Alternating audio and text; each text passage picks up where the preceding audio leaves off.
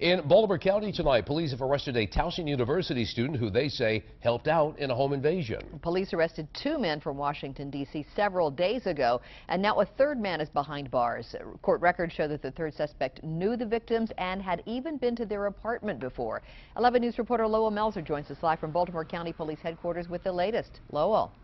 Yeah, good evening. Police tell us that they thought they had this case wrapped up when they say they caught the 2 accused robbers on Sunday morning. Now, a further investigation reveals that a 21-year-old Towson University student may have been the mastermind in this crime, and it was actually his cell phone that may have done him in. It was May 17th at around 2 a.m. in the 400 block of Campus View Drive in Towson. Police say 24-year-old David Thompson and 20-year-old Demencio Wilson of D.C. forced their way into an apartment demanding to know, quote, where the drugs and money were. 3 men and a woman were tied up. One of the victims managed to escape out of a second-story window, causing serious injuries, but they were able to alert police. By the time Wilson and Thompson left, police arrived and arrested them. With the loot, also a .45 caliber handgun was found near the scene. We recovered all of the property that was taken by the suspects. There were no drugs in the apartment. Now, a new twist in the case. Wednesday, police arrested a third suspect, 21-year-old Anthony Selden, a student at Towson University. According to charging documents, Selden was an acquaintance of the victims.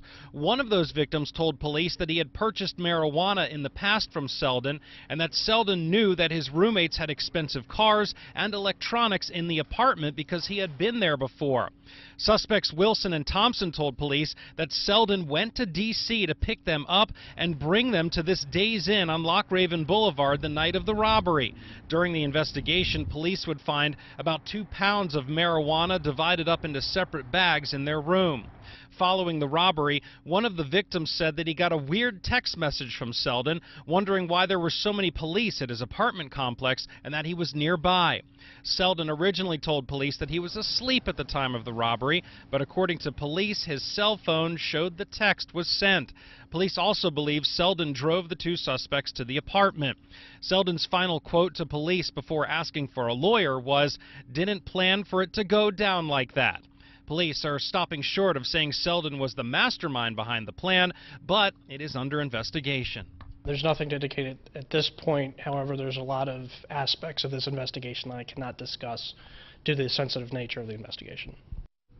Now, Selden has been released on $250,000 bond and faces a number of charges, including conspiracy to commit a home invasion, 4 counts of conspiracy, armed robbery, and 2 drug charges. As far as the other 2 suspects, they remain in jail this evening, one on no bond, the other on $1 million. For now, we're live at Baltimore County Police Headquarters in Towson. I'm Lowell Melzer, WBAL TV 11 News.